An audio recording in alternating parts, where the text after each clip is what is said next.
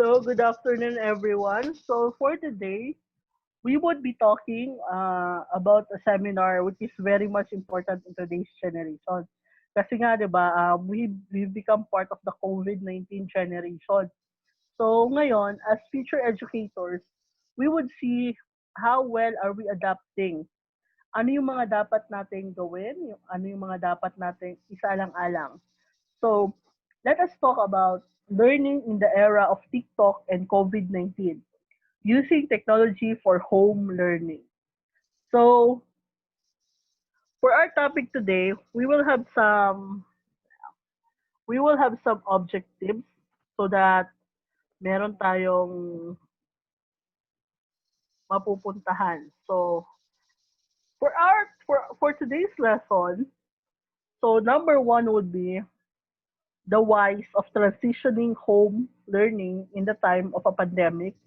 Next is learning continuity during remote teaching and learning. And we would also be talking about basic edtech framework for implementing home learning with technology and some tips on how to do kung ano yung mga offline, mga online na mga tools na pwede nating gamitin. So, to start with our lesson, may nagasalita pa. So, in this picture, let's talk about this picture. We have the different situation. Kung makikita nyo, we have the home and the home and we have the school. These are two different entities.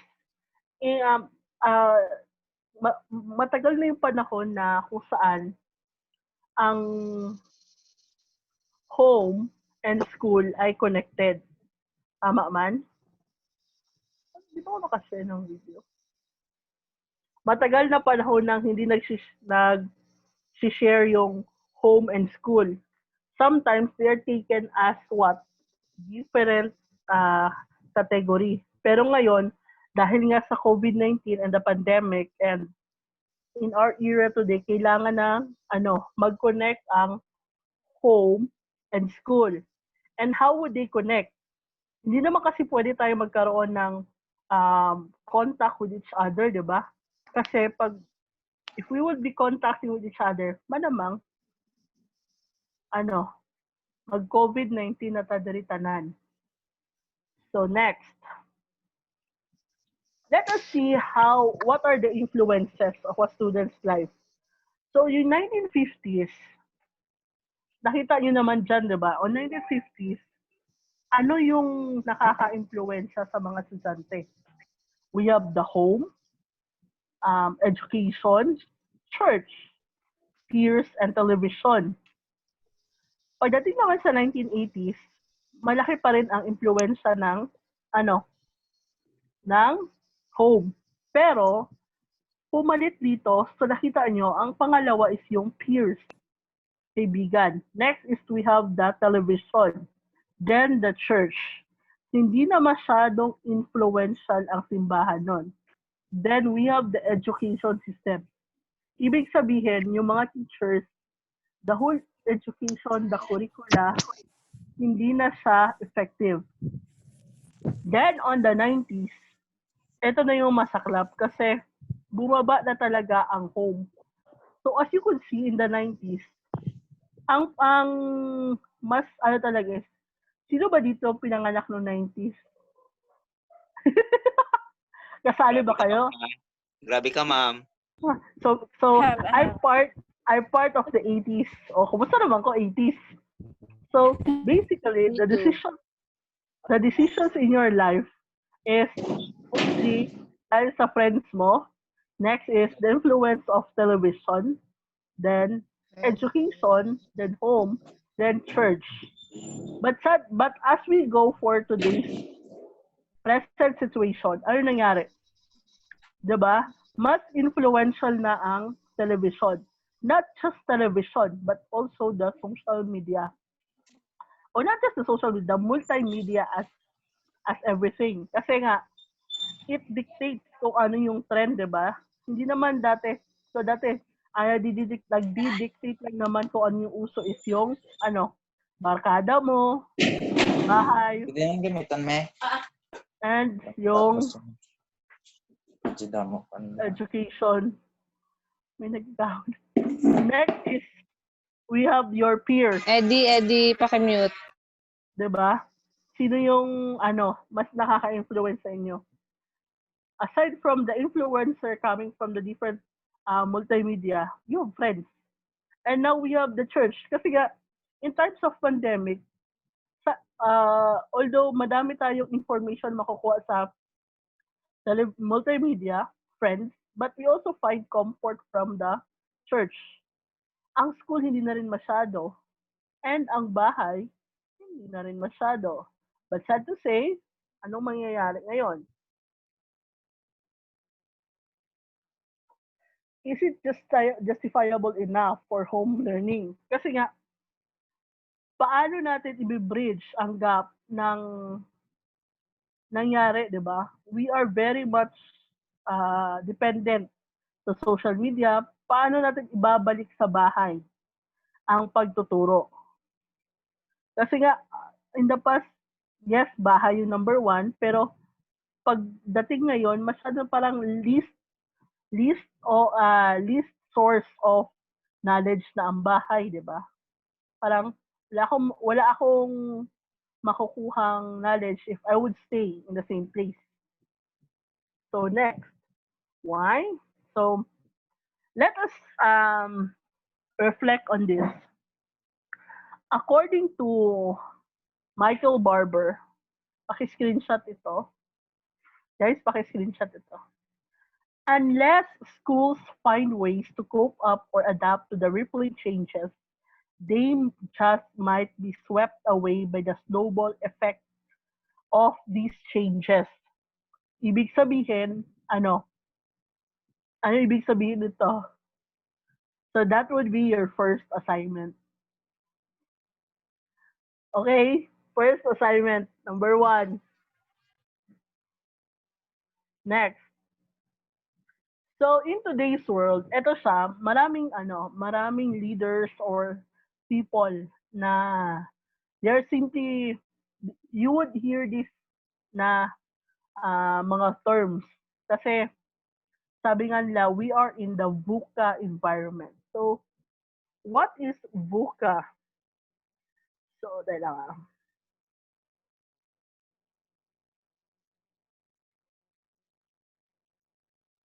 So what is a VUCA environment?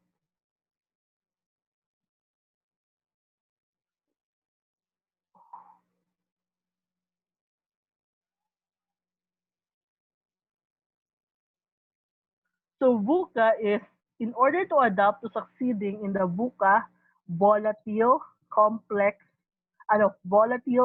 uncertain, complex, ambiguous environment, it may be helpful to be useful for teachers and leaders to shift from the way of their thinking about the school from mechanical science to a biology.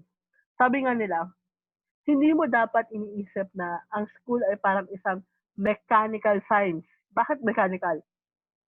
Dati kasi, di ba, pag June, klase. Let's kick off, let's start the classes on June. Pagka-August, first grading examination. Tapos pagka-November, second grading. Pag-December, sa party. January, balik. Then we would have the third grading. Then March, graduation. Para siyang mechanism lang na pabalik-balik. Pero what is happening today is, kita niyo yung mga like the bacteria. Pag ang bacteria kasi or living organism, hindi mo alam kung kailan siya kailan siya mabubuhay, kailan siya mamamatay, kailan siya mag-expound, kailan siya mag-stretch. So that is how we need to consider our environment today. Kasi nga, volatile, uncertain, hindi mo alam, complex, ang daming complexity. Kasi nga, hindi na natin alam kung ano mangyayari. Ambiguous. Dati you could say that baka ito lang ha, before COVID-19, pwedeng mangyari na, okay, bukas pupunta ako ng mall. Kasi, it's Sunday, di ba? Pwede tayong pumunta ng mall, maglaag ka dito. Pero ngayon, hindi pwede. You would always take into consideration, is it really worth risking to go to the mall? Dati, it's not a question of, alis tayo, manood tayo ng sine. Pero ngayon, di ba, ang dami ng kino-consider. Get? Yes, ma'am. Tipos ka mo, ha? So, let's Mute a bit. take yung kay Schlecker 2019. Let us make sure that education is no longer about learning students about something alone. It is more important to be teaching them to develop a reliable compass and navigation tools to find their way in this world. Ano ibig sabihin nito? Dati kasi, in order for persons or people to succeed, kailangan lang nilang mag-aral. They would pass the kindergarten, elementary, high school, college. Then you would have your job. Ngayon, same pa rin. Same flow. Yung pa rin. Pero ang mangyayari, hindi pwede na ikaw ay isang single-skilled person. Diba? Hindi pwede na maulan na imong talent. Dapat marami kang talent. Kasi for you to survive in this world, dapat grounded ka, not just a person, but you have the skills and navigation tools to adapt for the future. Kasi may mga tao na, for example, the past educators, may mga mahirap sa kanila i-adapt itong, for example, dati meron tayong traditional way of teaching, di ba? Pero ano nangyari sa atin? After the traditional way of teaching, we are moving to the 21st century. Ano nangyari sa 21st century? 21st century teaching is may mga PowerPoint, may mga video-video, di ba? Ang daming improvement. Pero kung ikaw mismo na teacher, you are not open to that change, anong mangyayari sa'yo? Not just as a teacher, but also as a person. Kasi, if dati okay ka lang sa keypad na cellphone, ngayon hindi na. Dati, ang apps mo, may YouTube ka lang, may Facebook, okay na. Ngayon, hindi pwede. Dapat, meron kang may Schoology ka, may Google Chrome ka pa, may Canva, may TikTok, lahat-lahat ng app. Kung pwede lang lahat ng app na sinabi ng teacher mo, di ba? Ilagay mo sa cellphone mo, ilalagay mo talaga. So, these are navigation tools and these are compasses na dapat alam mo. So, for future teachers, dapat hindi ka lang marunong. Dapat equip ka rin. Next.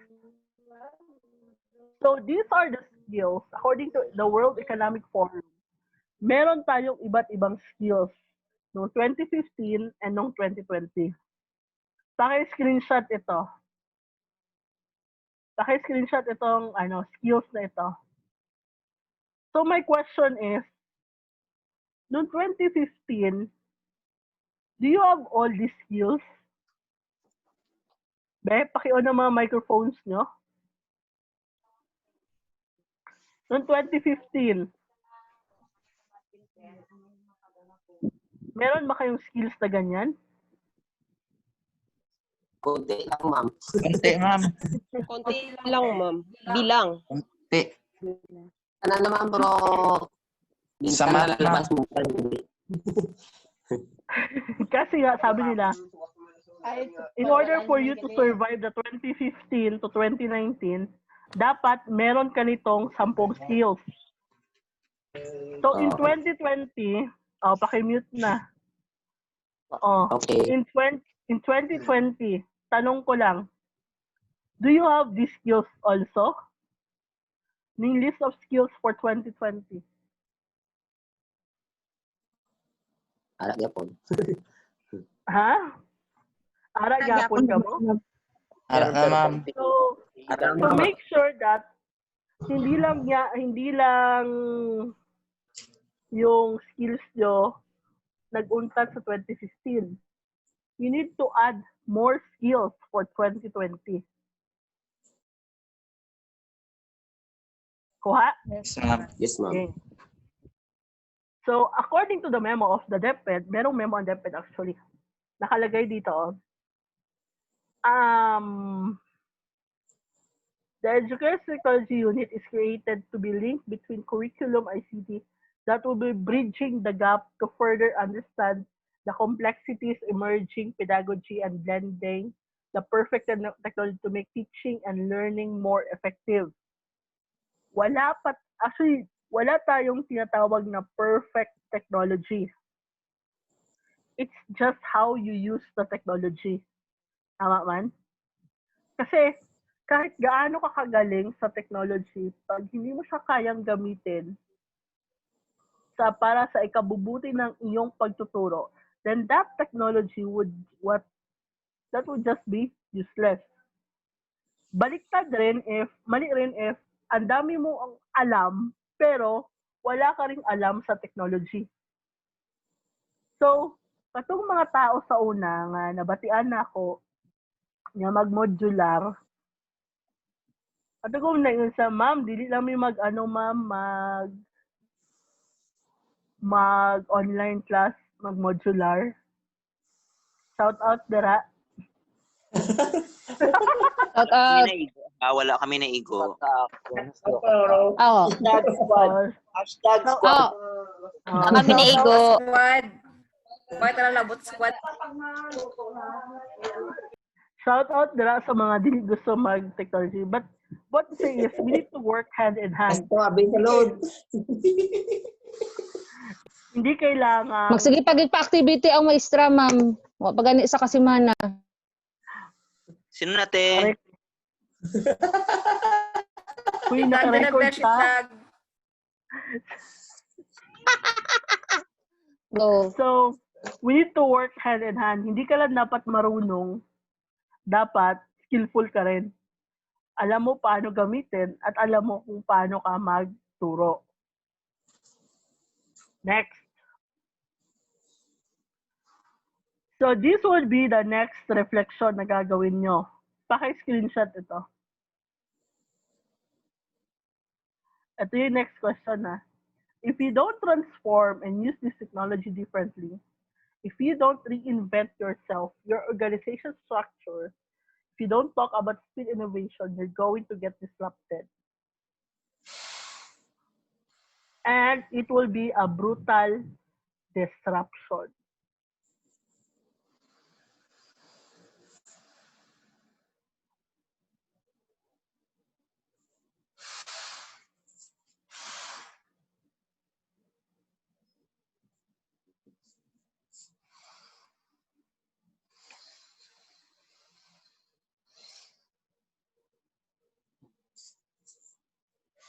Okay na?